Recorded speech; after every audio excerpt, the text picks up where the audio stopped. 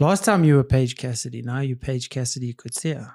Well, I mean, I was Paige Cassidy Kutsia. Huh? Now I'm going to be Paige Cassidy Harrison. Okay. I always thought, so Cassidy's your second name. Second name, yeah. Yo, how's my research? So that's just Instagram, but you are married. So now you're going through the process of the name changing and all of that, or? I haven't actually changed my name yet because I don't think people are prepped. I think really women should be prepped about changing their surname because it is quite a big deal for me. But I've also heard it's quite a long process with doing it here in Joburg. Mm-hmm. But I'll get there. Yeah, just saying goodbye to Kutsia is quite a hard one. Okay. Because I've also, I would like to believe that I wouldn't have a problem if, the woman I was marrying wanted to keep her name. Mm. Obviously, I think in certain things, it makes certain things easier. I don't know, like the tax implications of it, that kind of stuff, owning and putting assets in each other's names if you've got the same surname. I don't know, but I would like to believe I'm man enough to, if the woman did want to keep her name, be able to do that. Yeah, I just think it should be in discussion before you get married, because I think only when it happened did I start to realize, whoa, letting go of like this really big part of me.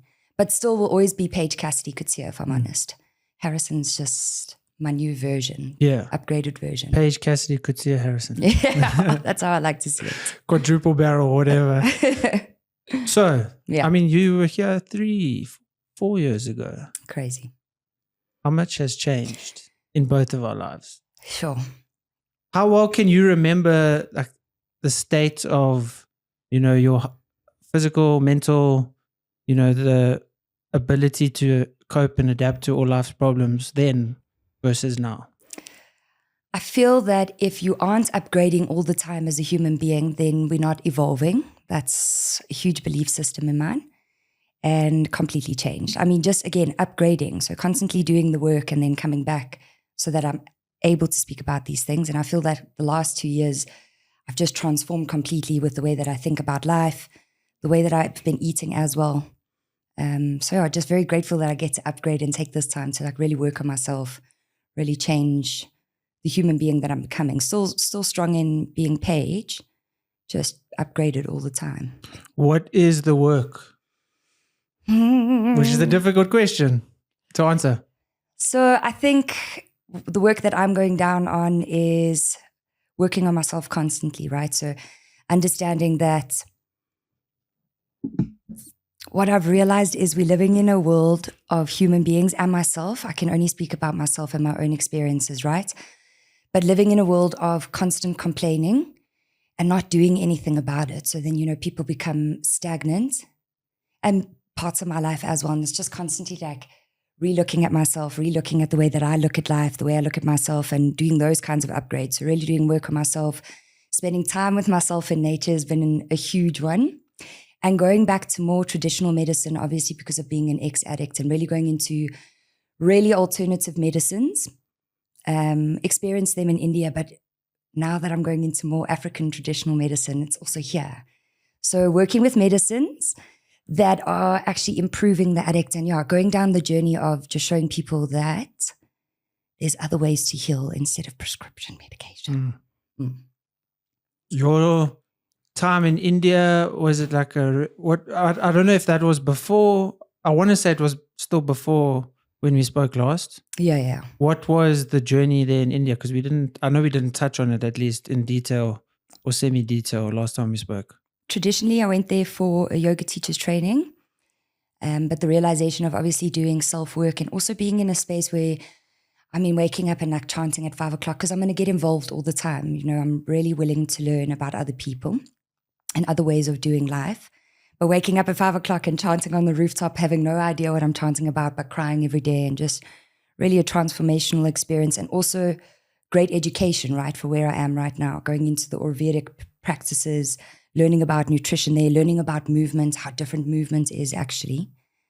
And India was just a really beautiful experience about food, about discipline, a different kind of discipline, waking up, being quiet, having time with yourself, closing your eyes, going inwards, and not being scared to go inwards. Dealing with the demons in your brain. Yeah.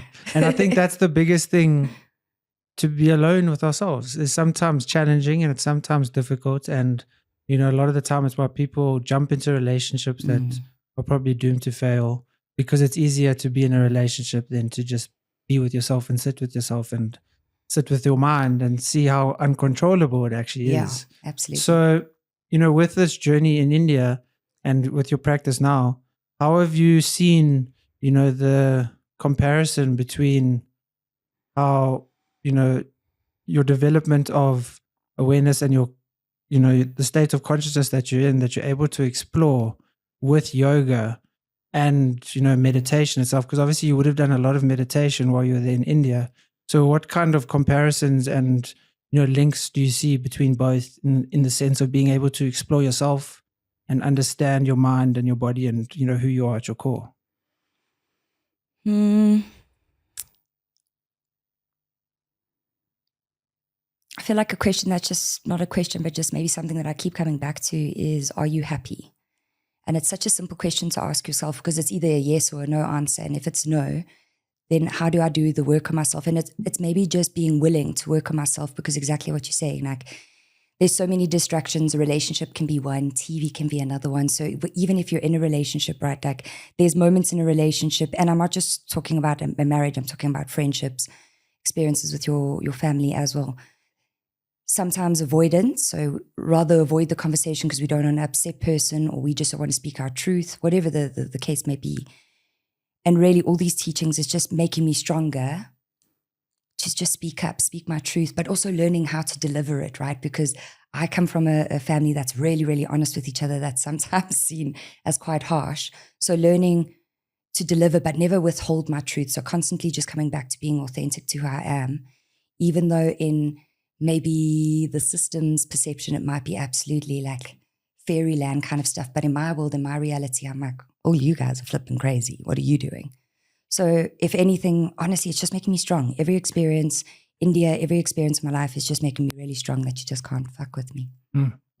So your journey and your practice, how has, you know, the story of yourself changed, and maybe the realization of, you know, anyone that sits and just does any form of meditation, even if it is yoga itself, and they truly do pay attention, they realize they are not, or they at least most of the time, not the orchestrator of their own thoughts and their own mind. And they realize how uncontrollable their mind is. I mean, anyone listening can sit and try not to think. A thought is going to pop up. Absolutely. Yeah. And they're not the thinker of the thought, because they would have to think the thought before having thought the thought. You know, so you realize how, you know, much your mind is just going without your control. And, you know, how was that journey, and how has that journey been with understanding yourself and realizing, you know, as you mentioned, you grew up with a particular set of values in your family and all of that, that has made you into who you are. So there's so many factors that has made Paige. And I mean, that's continuously changing, constantly in motion and becoming what you're going to become. And I mean, you're never going to become what you become, because it's a constant progress. Yeah. You know, it's a constant journey. So how has that journey been? And obviously you've had a lot of teachers or whatever and people and insight from being in India, and then now obviously in your own practice and your own teachings.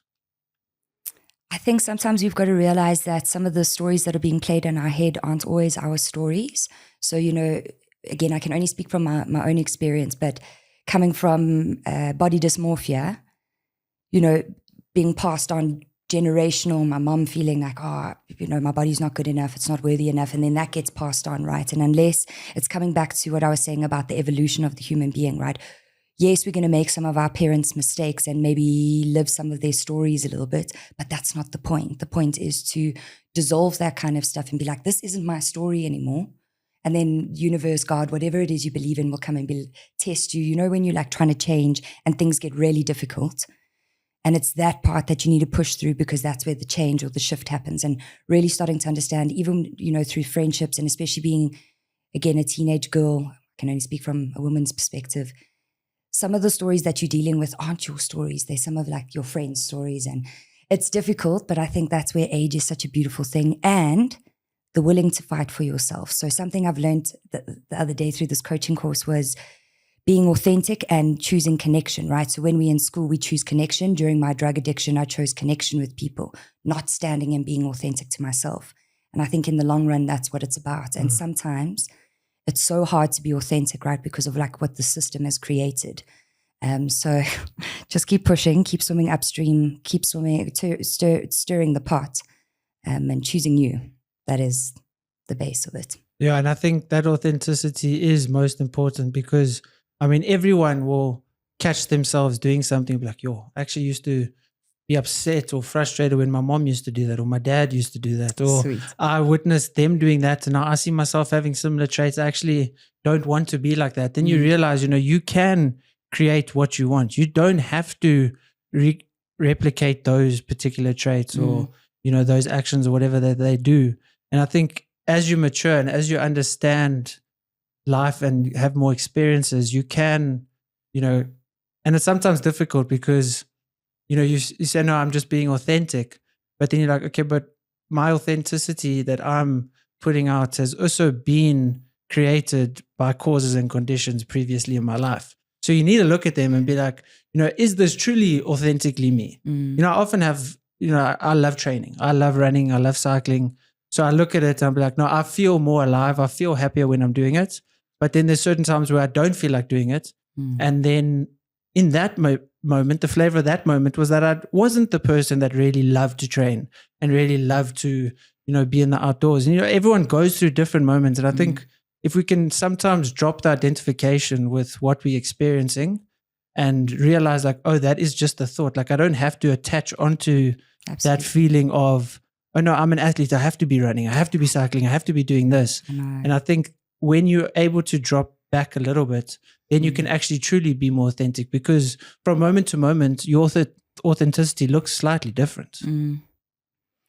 There's just so much that was going on in my head there. But I also think it's quite challenging to be authentic, right? Because so many people have different opinions of what you're doing and everyone's going to have a comment. And I think that's the challenging part, especially when you're younger, is to not always listen to the comments because they're actually not always right.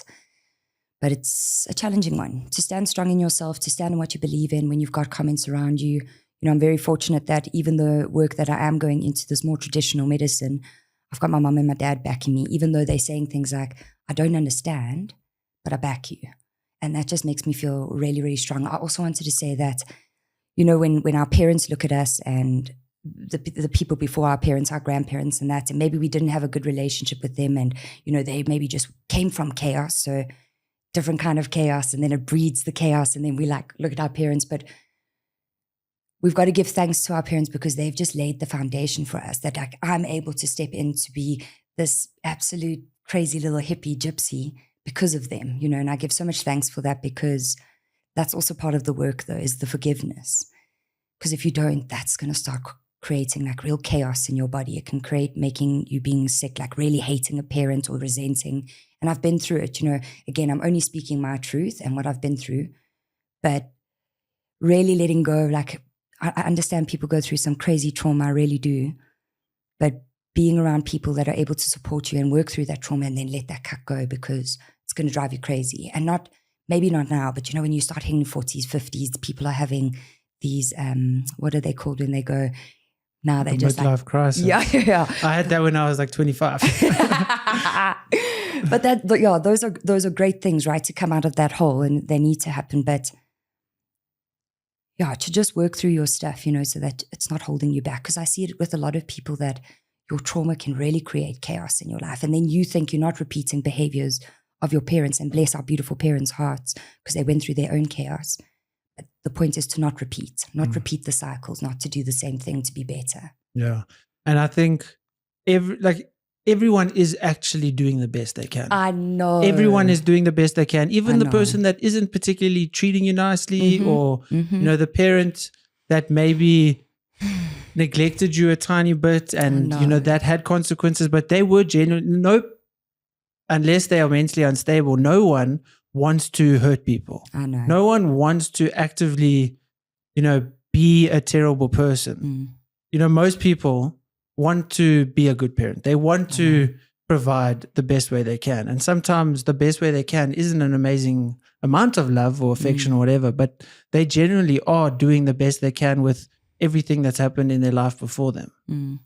I know, because if a lot of us actually had to, and again, I really understand people come from some serious chaos. When I was in rehab, when I was working in rehabs, the stories I heard, some of my own, it's absolutely traumatizing, and it really creates crazy impacts when they're older or a little bit, especially teenagers, because the teenagers are rebelling and now they're just going crazy, me.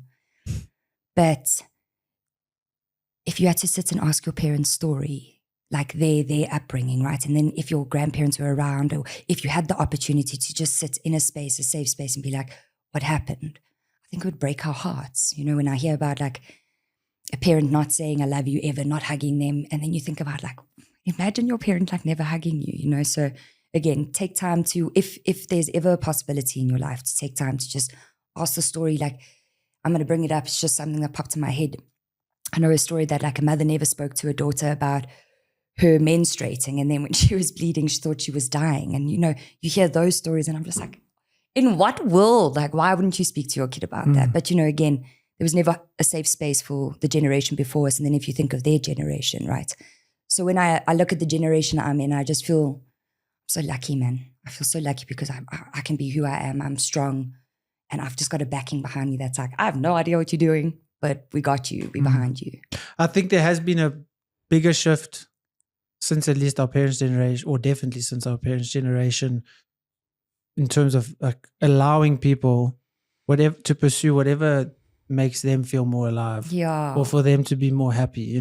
It's not as much anymore of, no, you have to go to university, you have to get a degree, you have to get a job. Obviously that's still around, yes, because it does in essence make more sense financially with a degree, but also as time progresses, not really. But it definitely has changed the societal norm, to have discussions about mental health and to have talks to your parents about, I'm exploring this type of medicine, maybe not your conventional type of medicine, and people are more open to it. People are exploring it more. And I think it's just technology, the access to be able to hear and learn about things, whereas previously maybe their generation, obviously the generation before them, they didn't have access to information.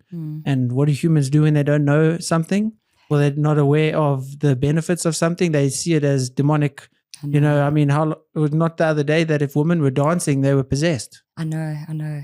And also traditionally, the ladies that were using traditional medicine were actually seen as witches, and that's why they burnt them. Little bit crazy. Yeah.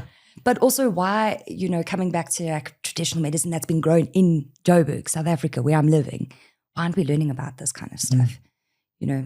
Really empowering people. And I think we're very, very lucky where we're living at the moment, because exactly that, we can just have open discussions. And if you don't agree, just don't care.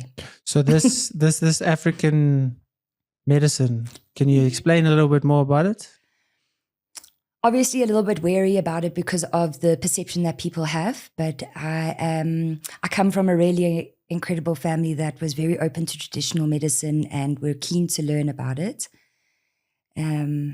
And again, now I'm able to step into it. And I think more because I was this ex-addict, the personality trait of I'm going to do everything 110%, and still I'm always going to be like that. So really learning about these medicines more for addict children, man. I have a really soft spot for children, and I'm talking about the teenagers, more the girls again, because I can only relate to a woman more. But I'm learning about these medicines and cleaning my own body, cleaning my own mind, so that when I am working with these kids, I'm able to come to these parents and be like, I know you've been going with the conventional way of being told what to do, but try my way, because look where I am right now at 34. With what I've done, where it could have gone, the addictive behavior and being in that realm. Not that I'm saying it's a bad realm. It was beautiful to open the eyes in that. But there's medicines, African traditional Sangoma medicines, and not stuff that's going to make you trip balls or anything like that. There's a medicine that you actually clean your stomach out because of what the drugs do to the bones, to the stomach lining and things like that. And again, it sounds crazy, but yeah, there's just medicines that will change the perspective. And I think changing even the perception of people putting stuff up their nose. There's a medicine, it's a tobacco, grounded tobacco from the earth that's made that you can put up your nose. And again, it's just reshifting all the time. And they do sound a little bit crazy. Even the vomiting, I think people just think like vomiting bowel, and it's nothing like that. You're doing it first thing in the morning, you're drinking a lot of liquid, and then you're vomiting it. But yeah, I'm learning from an incredible Sangoma, also just blowing the perception of what it is, you know, because there is some scary Sangoma stories as well.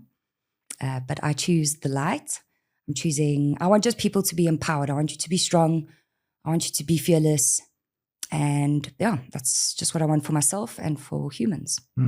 Yeah, I think being closed off to anything that maybe seems strange or weird to anyone is, I think, a very naive mindset to have, because the more closed off you are, the more limited you are. I know. By limiting and having, you know, putting names and labels on things, just because that's kind of what we've been told. That's what stories. Yeah, it's the story of that being bad, this being good. And because I was told that that's bad, that means that this is better. So by doing this means, you know, I'm not making mistakes. But say, Jesse, all of these stories just keep going, and they're dictating our lives. Right. And then you look at it and be like, but that's the story I was told. And the story that I was told is dictating my life. Am I actually living then? Am I, you know, behind the driver's seat here, or am I just following some script that I inherited? The sheep. Yeah. The sheep. And I definitely don't want to be a sheep in my life. I was never born to be that. Your hair's as curly as a sheep. But that's it. You know what they also say about curly hair though, hey? I don't. The curlier the hair, the curl goes into the brain, the crazier the girl. Okay. I don't think that's true, because my hair is very straight and I feel very crazy. Good. It's just because you accept my straight hair is also just going in. That acceptance, how has that progressed? You know, as you've gotten older, as you have, just trying to check my mic. Oh no, it's good. So how has that changed? Because obviously, I mean, you know, and I definitely feel that women experience when they were younger a much more challenging time in terms of judgment, acceptance, just what their bodies are doing. You know, for men, it's not spoken about. So it's not like men are more equipped, but I think there's less going on. Maybe it's only just, oh, now I've got testosterone, now I'm attracted to girls. You know, I feel as a man, there wasn't much that was confusing. Okay. And I wasn't really educated the way I feel maybe you should be educated as a boy growing up. But I didn't ever feel like I was confused, or maybe also at the school, maybe they did educate us. My recollection of it, at least, is I don't remember feeling confused or, you know, questioning, you know, what's happening to my body? Why is this happening? You know, how have you, as you've grown up, and obviously, you know, you want to work with these kind of girls that maybe are going down a particular path, and, you know, let's maybe not go the route I went. I've got the life experience. I've got the badges, you know, I've done it. Let's go this way. You know, how has that been for you, that journey, you know, from when you were younger? I think it honestly boils down back to your self-esteem and how do you feel about yourself? What are you saying to yourself when you look in the mirror, right? So the journey's so tough. It is such a tough one. And I just wish there was more space being held for, like, because if I think of myself as a teenager, right, like straightening my hair all the time, tying it back so tight all the time, wanting to be perfect, wanting to fit in, wanting to connect. And now the older that I'm getting, that was never the point. So self-esteem work, it's huge. If people could start, I'm only speaking about the women again, gents as well, but I don't know what you guys go through. But if you could start with like saying, I love you in the mirror, in front of the mirror. And even if you have to like do it and then run away really quickly, but getting to a space where you're able to sit in front of the mirror and like truly deeply look at yourself and be like, I love all of me just as I am. And I promise you that perception, or when you shift that mental belief system, your body starts to respond differently, your heart, the way that you talk to yourself. But again, it's such hard work. And I completely understand why people don't want to do this work, because it's difficult. Fucking who wants to look at yourself all day, every day, and look at the stuff that like hidden in your brain, right? The stuff that you don't want to talk about, because if you do, you might be like, oh, straight to the loony bin, that one's going. And if we could read everyone's minds, every single person has crazy thoughts. Crazy thoughts, man. But yeah, if we would just speak your truth. But it's so difficult in that space, right? Because when you're a teenager, you're going to rebel. You must rebel. It's super important. We just want you to rebel really healthy. But that's not the case. You can rebel, but within the realms of societal norms. But it's not happening, right? No. I also actually heard a comment the other day, and again, this is just popping up because we're just talking here, Jessie. I heard a comment the other day of like someone commenting on a woman and saying she was the village bicycle and everyone got a ride on her. And immediately, I didn't speak in that space, but it hasn't left my mind, this thought, because immediately what my head went to was, do we even know what that girl's going through? Because that's also just a part of numbing, right? So you're numbing through your cell phone, numbing through drugs, numbing through alcohol, sex, whatever it is. And immediately what we've been taught is to judge, to be like, oh, that girl. No. But you actually have no idea. Like you have no idea what that girl's gone through. No idea if there was sexual abuse. Usually there is. And yeah, I just think we need to come back to like community, man. What are we doing? Like fighting each other, being nasty, making comments like that. That's absolutely crazy. So self-esteem work, hugely important, and stop judging, stop pointing fingers because you have no idea. And that was the most beautiful thing about rehab.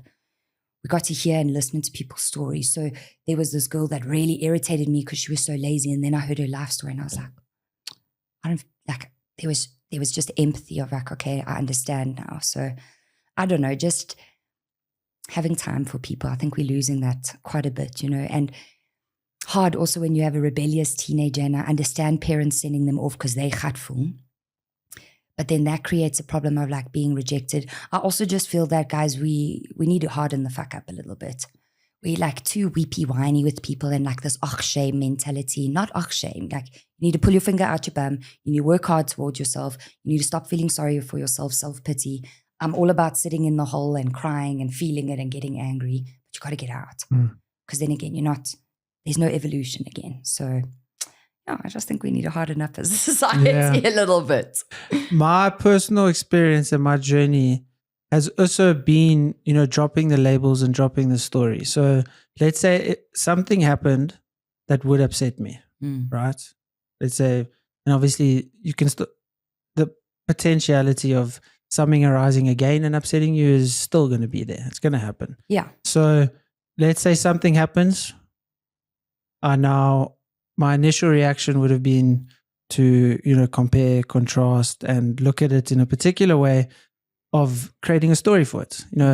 A stupid example. Let's just say, because everyone's going to experience it, a taxi cuts in front of them. Oh. What's the story we tell? Oh, this guy probably bought his license, can't drive. He's so selfish. He thinks he's better than me. And all of that is just a story we are telling ourselves. And then it creates the emotion, let's say anger or frustration. Yeah, for the whole day. For the whole day. Instead, just be like, oh, bit of anger. Okay. And just like allow yourself to sit in it. Allow the acceptance of feeling it. Because, let's say your partner cheats on you. Of course you're going to be upset. Sit in it to the extent of being like, okay, I'm feeling this because, I felt betrayed. I felt all of these things. But then drop the story of, oh, they're such a bad person. Oh, this always happens. I'm not lovable. This always happens to me. I'm never going to have a good relationship. And all of these are just stories to, root our sense of identity and then create some story that then influences our emotions and how we feel and how we interact with the world. Instead, just be like, okay, well, of course I'm going to be upset. Allow yourself to be upset. Don't judge yourself for the fact that you are upset. And the more you just allow yourself to experience what you experience, I think then in turn, we're so much more accepting of others and we're more compassionate towards others. Because, we know the people that are the nastiest, the ugliest are the ones that love themselves the least. The person that... They need a hug. Yeah. The person that just needs a hug is the person that's always moaning, always complaining, always negative. Yeah. Those are the people that need the hug the most because they are... we know for a fact how your inside world is how you're going to reflect that towards the society around you. So if you are constantly negative and bickering and moaning and everyone else is the problem, know deep down inside that person feels they are actually the biggest problem. They hate themselves. They don't like themselves. They can't look at themselves in the mirror. And I think once you allow yourself to just make mistakes, experience what you experience without judging yourself for having certain emotions and feelings and thoughts or whatever, that self-acceptance then comes out into the world and you can accept others. Well, I think also coming back to even like the taxi driver or like the cheating, right? Why am I getting so angry at this taxi driver? For what? Now I'm going to ruin my whole day about it. And guys, I had some crazy aggression. Really had to deal with it as well. And just like breathe, do breath work in the car. It's a great one to do. Listen to some tunes. But also the cheating thing. What was my role? Right? Because everyone's like, oh. They're the problem. Which they did do something wrong, but there has to be. But we are each other's mirror, right? Like me and my partner, we are each other's mirror. So everything that irritates him about me, I'm not maybe doing it like he's doing it, but I'm doing the same thing. So this constant of like coming back of, instead of pointing fingers and complaining of, my dad did this to me and my mom, especially at the age that I'm at now, right? When you're younger, a little bit different, guys. When you're a baby chino, it's very different. What is my role now? Because mom and dad don't have control of me anymore. Like, it's my life now. What is my role in this? Why am I allowing someone to impact my emotions like that? And again, it's coming back to, I take responsibility for myself. And that's crazy. People aren't doing that anymore. And those kinds of people drive me nuts. Yeah. And I think also understanding, you sitting here, right? And I'm sitting here for you. I am experiencing myself and I'm experiencing you. So my experience of you isn't actually you. It's the you that I'm creating for me. Yeah. So crazy. if you say something that upsets me, it's not, oh, Paige said something that upsets me. It's, oh, Paige said something that triggered me in a particular way and I received it. So I created you in that moment that frustrated me. So I think that's also very freeing, because if someone shows up in a particular way, they say something, you get upset, you get triggered. It's also like, all that person was the reflection of something that I maybe need to improve on. Yes. Maybe I need to stop being so sensitive or stop being so judgmental on what people say or putting stories and labels.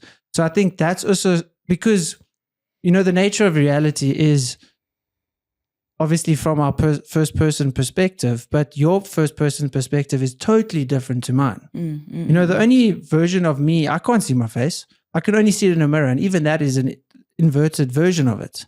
So I'm perceiving how you are perceiving me, but that's a completely wrong story because I don't know what's going on inside in your head from your experience. So now I'm painting a story on what your experience is like. And then by doing that, I'm upsetting myself in the process. So, I mean, when people, say we are the creator of our own worlds, we literally are, because I'm creating my experience for me of you.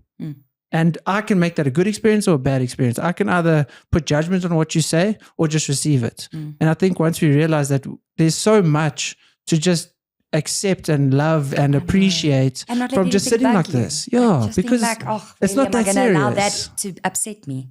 When I went to 10 days of silence, the guy said at the end, the guy that was leading it, he was like, everything's your fault, right? And at first, it triggered me because I was like, everything that happened when I was a child, like you have no idea what I went through. Now because I've been working on myself, I sit with myself all the time. I sit with my cuck. I sit with my emotions. It's like, everything is my fault now. The way that I respond to people, the way that I react, the way that I come home. Again, it comes back to maturity means you've got to take responsibility, man. You've got to stop pointing fingers because you're making yourself miserable. You're making your life miserable. It's tough because at what point in a person's life do they start being in control or at least more in control? I want to say 28. Yeah. From 28 because the brain starts to change a little bit then. Like I can't imagine the last 2 years of my life happening when I was 16 or the understanding of reality or the understanding of my own mind. Like that couldn't have happened. Yeah. And I think Sigmund Freud has a quote or saying whatever he says, the first 25 years of our life or whatever many years is about forming a healthy ego and then the rest is just destroying it. Because yes, beautiful. And so that's what it is because you're not as aware. Yes. You're not as, conscious when you are young. I mean, I know for a fact, I would say maybe when I was like 24, 25, there was like this breaking of glass in my mind. And I was just like, I have been on autopilot for my entire life. Up until this point, I have just been jumping onto my thoughts and seeing them as reality. I have allowed emotion to control me. I have allowed people to dictate what I choose, what I do, what I like, what I dislike. I've allowed all these people around me to influence me in such a way that it actually led me to be pretty unhappy. Mm-hmm. And I wasn't even aware that I was unhappy. Yes, I was in certain moments like annoyed and frustrated, and I was aware of that. But, when that glass broke, I was so in identity with those emotions and with those thoughts that it was actually autopilot, some game character that I was playing. And, I felt like I was the author of my decisions, but I really wasn't. I know. I think so many people are also going through it and, give us grace because we were young. And it's so wonderful to get older. And I think it must be super challenging for people who have parents that are like, you must be like this or you must be a certain way. Because my heart breaks for people like that. Because we're here to change the way things have been done, right? We've been taught not to push boundaries, not to say what we need to say. And I think that's why we're here. We're supposed to be pushing boundaries. And that's why Africa is just so beautiful because we're so wild. You couldn't get any. And there's so many different.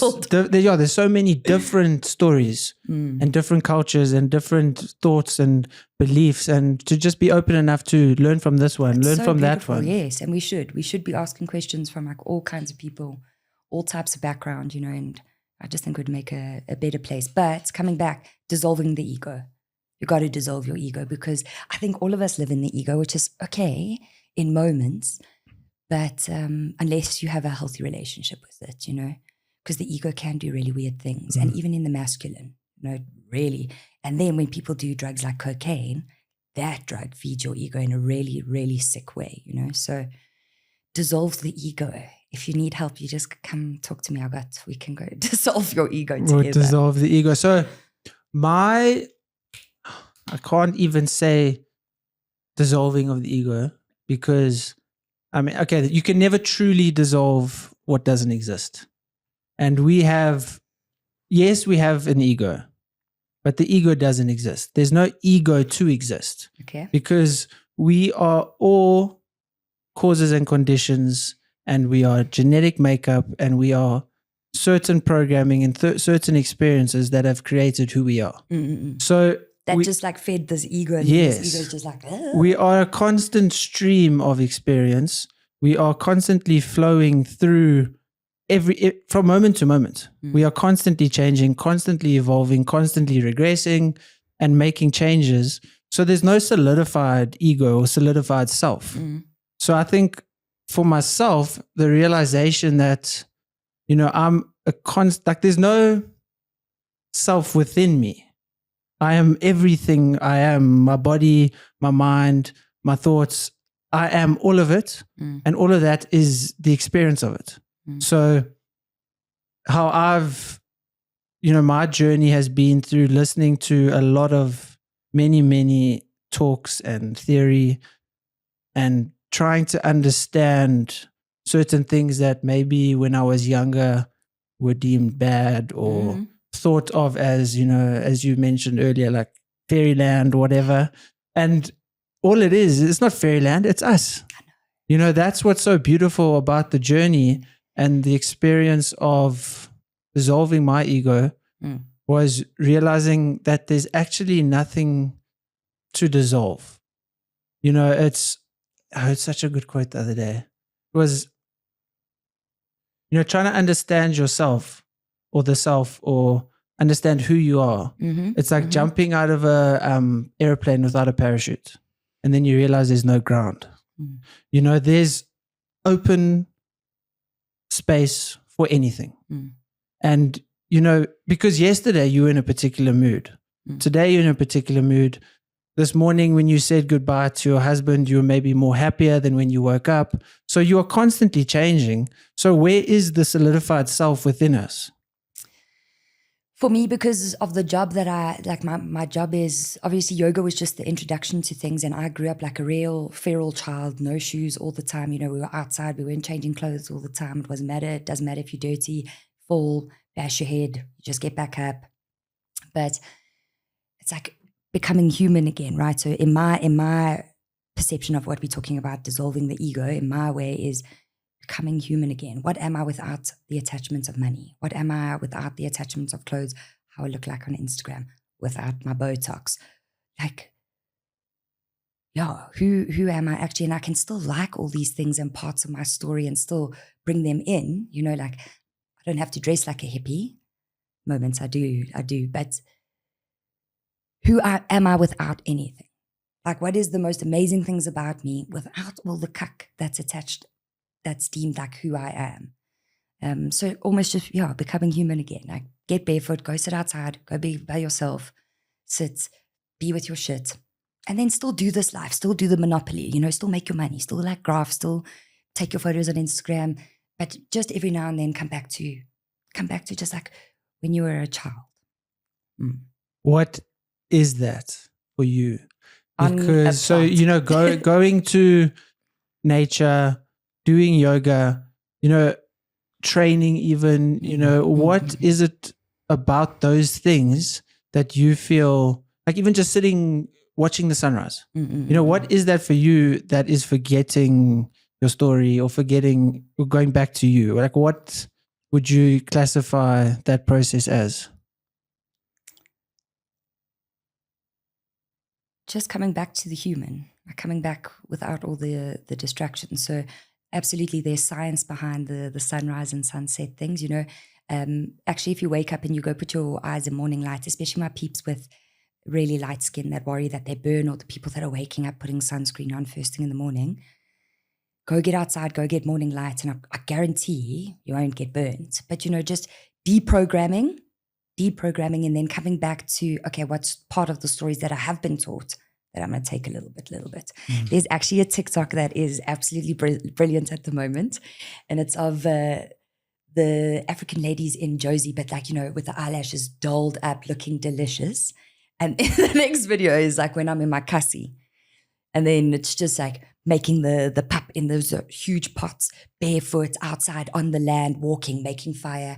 And I'm saying, just find a happy balance between both worlds, like go back to the roots, go back to nature, but then also enjoy the things that you like. Like if you want to be a little bit bougie and that, I'm all for all of it. I'm just saying the rooting and the grounding, the foundation of your life needs to be more simple than these materialistic things that we've created that, oh, I am this because of this, I often see it with like money stories a lot. So yeah, you more than just your money and your clothing and what you look like, there's more to you. Yeah, I think anything that can be taken away is not you. And that's pretty much everything. You just left with this. That is literally everything. Yeah, make this so lacquer that like no one could ever mess with you. So someone could tell you, I don't agree with what you're doing or how you're doing it. And like your immediate response, my immediate response is just like, oh, I don't care. Be so strong in yourself that no one can just push or walk all over you. And it takes time. It takes time. And I think that's why we're, going and sitting in nature, on runs. Yes, movement. Huge. Cycling, I know, is a big one for me. Anything that actually requires you to drop your story. Obviously I know my mind runs when I run. But you're running it into the pavement, man. You're sorting it out by using movement. Yeah. And also, when you are concentrating on what you are doing in that moment, you're not telling yourself the story. If you're concentrating and your attention is on, one foot after the other, and that's why yoga is so nice, is so also good. Because you have to focus on doing a particular pose, feeling your body in space. And because your attention is on that, you're not then telling yourself the story. Yeah. You're not then comparing, contrasting, and thinking back to a conversation you had yesterday and running the story of your life in your own head. You are doing the pose, concentrating on your breathing. And that's, I think, going back to being human. It's because you're going, that's what is human. Human is our autonomy. Human is our, our breathing, our mental function, our body, our muscles, and all of that. Like, that is at its core, our experience of ourselves in space and in muscular, skeletal, in movement is what we are, not, oh, why did she say that to me yesterday? Oh, why did I find my mom annoying yesterday? And these are all just our stories. And you can just drop them. You can drop them. Yeah. But also I'm sure you understand what I'm about to say with like, if anyone's really like struggling in their lives at the moment and you like, I don't know what to do, I don't have money for this, blah, blah, blah, blah. The reality is you actually don't need any money. There's so many incredible people that you can go watch. But the first thing, get into movement. Get into a discipline every single day. And I'm not saying like train like you and I, right? I'm not saying that at all because we extreme. So our body types aren't actually relatable, to be dead honest with you. But if you just move 15 minutes every day, go stand on the grass, quick sticks, 5 minutes. If you don't have grass, just stick your head out the window, get some sun whilst you're driving to work. Even if you're in like public transport, right? Stick your head out, get your face in the sun a little bit. Whilst you're at work, if you're doing an 8 to 5 job, I'm so sorry for the people that do. Just go step outside, like move your body. Movement is not the way that me and you do things. Movement is just like 10 breaths up and down, rocking side to side, get your spine feeling lekker, and then carrying on with your day. Simple ways, because movement, a discipline, that discipline will filter into everything else. So really, like, cut out the airy-fairy stuff of like, oh, you must meditate, la, la, la, la. Move every day. Start doing that for 2 months. You'll start to see how that filters. And you know this. Filters into everything. Yeah, and I know when I have obviously because we're on the extremes. Yeah, we are extreme guys. We know this. But when I have a goal of, let's say, running a race or doing which is every weekend. Yeah, I have to, because I found myself being less motivated in other aspects of my life when I'm training less. For my body, for my genetic makeup, I thrive on... And men are different. And men are different. Yes. And also in terms of the difference, that made me think of fasting. A lot of people say women shouldn't fast. I don't know the science deep enough to have an opinion on it. Okay. But I know when I'm fasting, when I'm hungry, I work better and I function better. So I wouldn't say hungry as in I'm lacking energy and it's difficult to get up off the couch or walk upstairs or whatever. But I find that my body works better like that. And I find my body and mind and everything is better when I'm training. Yeah, good. And when I have a goal. So yes. And I mean, it's just simple. And I think small little goals here and small little things. And I think it's so simple. And, scientifically, everyone can understand, like, okay, the more I move, the more blood flow there is, the better my body is going to be responding to things. Breaths. And doing all of that clears the mind so much better. Well. Even if you are doing a 10-minute walk and your mind is racing like crazy, you're going to get a bit more clarity than if you're lying in your bed at night scrolling on Instagram and your mind's still racing. And then you try to go to bed and you can't, because that's what your brain's like, do. Coming back to fasting. Men, again, boost of testosterone every single morning. That's why it's why men age better as well. You just like the sun, Women so different. If a woman does want to fast, and just relating it to food, 2 meals a day, breakfast, lunch. But they're obviously going to be wholesome, nutritious, beautiful meals, right? If a woman wants to fast at night. Also, women, if you're gaining a lot of weight, I can only speak from a woman, stop eating so late at night because your body can't process it properly. But yes, men and women train, eat different. Just people must remember that. Men are very, very different. And more muscular body for a woman, it works different in the gym and that. And most women actually should be have a little bit more cushion on them. It's a thought process I'm trying to change in my head myself. That's difficult, eh? Yeah. It's so challenging and I'm very grateful for having done bodybuilding and having those experiences and for who it shaped me into. But the body dysmorphia... Wow. And that's the thing I think every single human being suffers from. I don't believe there's a person, I would like to be wrong, I would. But I don't think there's a single person that is 100% happy with how they look. Regardless of, it doesn't have to be abs, muscles, but it can be nose, ears, hair. Yeah. There's always something. There's something you don't like. Yes. I even think with people with body types like ours, right? And again, this is my job. I better look good, right? If I'm working with someone and I'm preaching nutrition, movement, I got to look a certain way. And it's something I love, something I'm intelligent in. But I think people look at us often and think like, there's just no ways they have body dysmorphia. And I'm just like, some of the worst. Yeah, some of the worst that there is. The people there was a quote this morning. I said, the people that look the healthiest on the outside are usually the unhealthiest on the inside. We're sick. Me and Jessie, we're sick.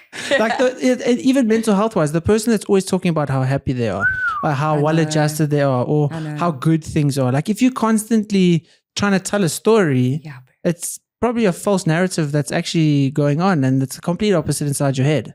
But social media is a weird place, man. Yeah. Social media is a really weird place. You know. How has that been for you over the last few years? The last 2 years, I've gone through such a crazy transformation. My hair was a lot about like self-acceptance, right? Not wanting to be seen online. My own stuff, guys. Giving up Botox now as well. Huge one because of even just the women that I'm around all the time, right? So you see like this constant perfect skin with no lines, and I was like, what the actual, so much pressure. But social media is, even sick. And I can speak about it with myself, right? Like posting a photo in my bikini, fucking Mohammed from Egypt fucking loves that photo. And then when I speak about my truths about the green smoothie, it's like 600, you know, but also just shifting that mindset, right? So like, cool, but then it's the 600 people that need to see it. So yeah, I watched a really cool documentary on the lady who dives with the great whites. Did you watch her? Mm-mm. Her name's Ocean something. Watch it. It's really amazing. Where did you watch it? I think Netflix. Okay. Ocean something. Okay. But anyways, her logic of like social media, she's like, I know what social media is about, right? So she's posting these majestic photos of her like in maybe a little bikini, but swimming with this great white. And then that will be the cover image. Go look, they're very tasteful and beautiful. And then she starts to educate people on... Draws them in and then gets the information out. Which is a little bit naughty, right? So these are like the things that I'm grappling with, and being on social media, being real, because also if I have a daughter, there's just no ways I want to be teaching her this kind of shit, you know, like you're only pretty because you're injecting cuck into your face, or you're only good enough when you're looking a certain way in your body. So I need to change that about myself so that, again, I'm not passing on the stories later on, you know. And that's also how I've been fortunate enough in my experience to grow, not perfect, but also even we're not psycho at all, close to perfect. That's also what I've tried to get away from, is to try label my degree of good and badness things, you know? Yeah. Like on the scale of like, where am I? Yeah, it's not, okay, my eating is healthier or my mindset is better, because when it's not good, then I am comparing to when it was good, and then the bad is even worse. So it's kind of just to be like, okay, today I don't feel like I look good. That's okay. Sure. Tomorrow I look great. Amazing. I feel like I look good. Cool. You know, so for me, that self-acceptance of, and it's difficult, but it's super hard. When I, let's say, have less ab showing, to accept it, to be like, you know, and I think it all comes back to acceptance. I was about to say your body dysmorphia is absolutely crazy. Everything comes back to acceptance. And when you accept yourself, you don't need the outside world's acceptance as much. So when I don't look as good in my eyes, and I know my eyes are just basing it on what compared to other people. So it's not actually my eyes. I feel like, I don't look good enough, but that's just my point of view. But I'm basing my point of view on trying to look good in societal norms. So like, it's not actually my point of view.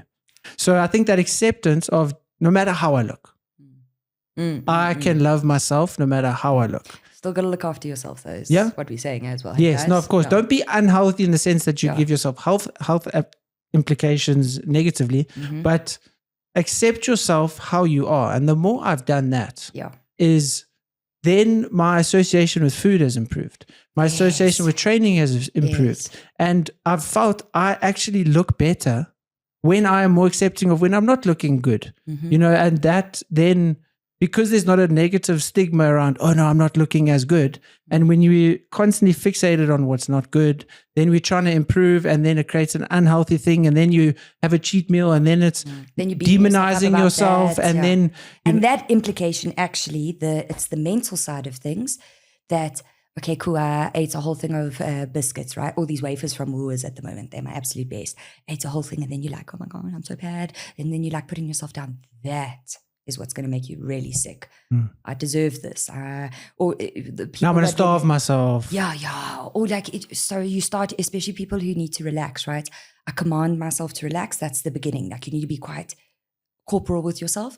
And then eventually you're going to get into a mind space where you're like, I deserve to relax. Yeah. But I have a question for you, because this is what it's leading up to, that people need to get to this point of like, this is, You need a watch? No, I'm getting a phone call like a million times, but it comes incoming call error. Oh. But it's still ringing. We're I don't busy, know. man. Maybe I've got this person's name saved as error. Yeah. Do you think you're a cat? You see, instantly. Wait, what did the brain Instantly, do? Nice. my brain is trying to come off as not thinking super highly of itself to seem humble. Oh, sweet. That was my Beautiful. instant reaction, was to not come off egotistical. Okay, But great. that's the ego not wanting to have an ego. Yeah, and you should, right? We should be rating ourselves and being like, Yes. you are absolutely lucky. Like you married should, to me. yeah. And I think, but that's also where our classifications of what a catch is wrong. You know, and it might be, I'm a catch. I make good money. Yeah. I look good. I look after myself. Whereas conversely, maybe it should be, I'm compassionate, I'm loving, Yeah. I'm kind, and I'm caring. And That's what makes more of a catch. Not Absolutely. And it's accept. I accept you how you are. Yes. I think that's the biggest thing I look for in a partner is total accept. And it's not, obviously it's not always possible because my story is different to yours. So it's difficult for me based on my story to accept you 100% how you show up. But my goal at least is to accept you and to be as receptive to however you are in that moment at that particular time. So I think for me, I would yes, I'm a catch. Yes, man. Because I want to accept other people 100% how they are. Sweet. And in turn, someone's going to accept me the same. And if they can't, well, I'm not going to change for that. Yeah. That's the journey. Get to a space where you think you're an absolute catch. And I promise you, then you'll just start to see, again, I'm speaking to people that are maybe going through like a challenging time of the thought process. Why does this always happen to me? I always attract this kind of guy. Cuck. Go work on yourself. Go think you're an absolute catch. I promise you, you'll just start to see how like life's like, absolutely. You think you're a catch? I do too. Here's all your blessings. Yeah. You are, how long have you guys been together for? 6 years. Okay. We knew 6 years. each other when we were 18 though. Always Okay. mates. Just jolling, you know. So you couldn't have you've dated been, then. Yeah. You've been together 6 years. How are you, you know, because obviously you've been through a lot in these 6 years. You've been through a lot in your personal journey before that. What is your thoughts on if someone has to heal by themselves first, or they can heal with a partner, with the correct mirror? You know, what are your views on that? Sure. Crazy question, right? I think your partner can influence you to do better, but it's no one's responsibility but yours. You know, like my responsibility is not to heal Ryan. Yeah. His responsibility is not mine. That's our responsibility, but positive influence, you know. Also in our partnership, in our marriage, we speak. Even the stuff that we don't want to speak about, you know, it's super important. And that's just what I've learned on my journey. Never used to say my piece. Again, I can work on how I deliver things, but yeah, we speak. If there's something and like, he's not one to say it, but I'll be like, come, speak your truth. You have to. Yeah, don't be scared to hurt people's feelings. I promise you people will be okay. I don't know if that was even the question, but, you know, just chatting. Yeah. So maybe I can reword it. You kind of did, but more. So, you know, okay, for myself, I was engaged. The relationship ended. I do think I would need, or it was long ago, but I would need time after that period to be by myself. Sure. Yes. But the beliefs I'm in now, let's say I wasn't completely healed after that. And I've been very fortunate recently to have met someone that has allowed me more than anyone else. I wouldn't say allowed me, but they've brought out my ability to love and accept myself. Cool. And in that, I've been able to love her more, you know? So let's say, you know, a relationship ends, you're in pain, anguish, your whole world's turned upside down, things are different, it's weird. Yeah. You know, breakups are good though. Breakups are good because it does also allow you to find out who you are without that person, and that's also, I'm getting sidetracked, but when you're in a relationship, also not to become each other, because that's very easy to do. Codependency. Numbing, distraction. That's what, again, guys, this is just what I've learned in my path, right? Even like doing all the work, studying, that shit is a distraction. When you become codependent on your relationship, in your partnership, something's not lekker. Myself and my husband, two completely different lives. He does his stuff, I do my stuff, and then we have a life together. But like, I still do my thing. I'm fully accepted in my partnership. But I've worked so hard on myself that I've worked hard to get this kind of partner that I do have. And yes, I am actually lucky because I believe I'm quite lucky. But yeah, a partnership, you have to have your own life, man. You can't live out of each other's pockets. That's just sick. And who wants to? Gross. But I've been there again. I can only say this, guys. I'm not pointing fingers. I don't have legs to stand on. I've been through all of this. I've been through really codependent relationships. And I just don't want that shit. Yeah. And I don't want that. My view, that's if you in a codependent relationship, which I have been in, I would say almost every relationship I've ever been in previously was to a varying degree codependent. Yeah. But for me, love is the ability to love someone without expectation. Yeah. So I love you. And if you love me, I should be able to have a life separate from you within reason, obviously. Yes. So like with different interests, respectful, not violating any, relationship agreement type things that we have. Obviously, just because like when I say a life apart from you doesn't mean I've got a second family or whatever. Yeah. But it's, you don't have an interest in cycling. That's okay. I do. So I'm going to do that. And you don't feel that I love you less because I've got other interests from you. Yeah. And I felt when I was younger, that might have been a bigger issue for me was I want to be your world. I want everything that's about you to revolve around me. Sweetheart. It's just little pudding that was hurt. Yeah, exactly. It was just a little boy in me that wanted to be held, loved, and cared for. And it was trying to manipulate and control other people. It was trying to have control of that person and their feelings, as opposed to the vulnerability and the surrender to allow them to have other interests. I don't have to be their whole world. I don't want to be their whole world. And also, I think that's just a sickening expectation in a relationship. Like, you can't get everything from that person. You've got to have girlfriends. You've got to have maybe a guy friend that you can bounce off. And again, like, you've got to discuss what kind of relationship you want, right? And then you work within that. If you are 2-man relationship or what, again, you got to speak. I can't tell you what to do. But comes back to communication. Yeah, you do need to have those parameters that are safe to. But again, you got to discuss it, right? What those parameters are might be different. Monogamy, whichever one you're into, you do you. But yes, communicate with people, man. Yeah. Even if it's hard. And I think that's also, and I know you mentioned it for you as well, the communication aspect. But I think the more I have allowed other people the ability to judge me, the more self-acceptance I've had. Yeah. The more I've spoken what I feel, even if I think it's a little bit shameful, a little bit embarrassing, or a little bit vulnerable, the more I've shown that side of me, the more I've actually felt accepted. Yeah, beautiful. It's well, people create trust then. Yeah. Then I really trust you because you're being honest, right? It's ironic. The thing that you were trying to hide away from the most because you were scared to, be accepted was limiting the fact that you could be accepted. And the moment you break those walls of that vulnerability and openness, you then do become accepted. And I think it's a massive paradox. And there's so many paradoxes in life. There's just so much to it. Because even if people do accept you, but that's also not the point, right? Because even coming to like, I know for a long time, I wanted to impress my parents in my head. And when you get to a point where you're like, this is about me, this is like, I want to impress myself. That's also, there's so much to it. Life's a crazy journey. It is a crazy journey. The school of life is the best teacher ever. It is. And that's also what I've tried to embrace is the hard times, the difficulty. They're so beautiful. Because they're so good for us. That's another paradox, or duality at least, of there can't be good without bad. Yeah, well, you can't. It's the same string. It's just the opposite exactly. side. What good can't exist without bad existing. Inside of this room can't exist if there's an outside. Like, that's just the way life is. And that's what makes it so special and so unique, because those good times are going to be good because in contrast, those bad times were there. And I think it's embracing both. And also not telling a story of one being better than the other, because you can't, bad times are going to happen. So just accept them and ride the wave. And also I think like people just need to start rewording things in their head of like,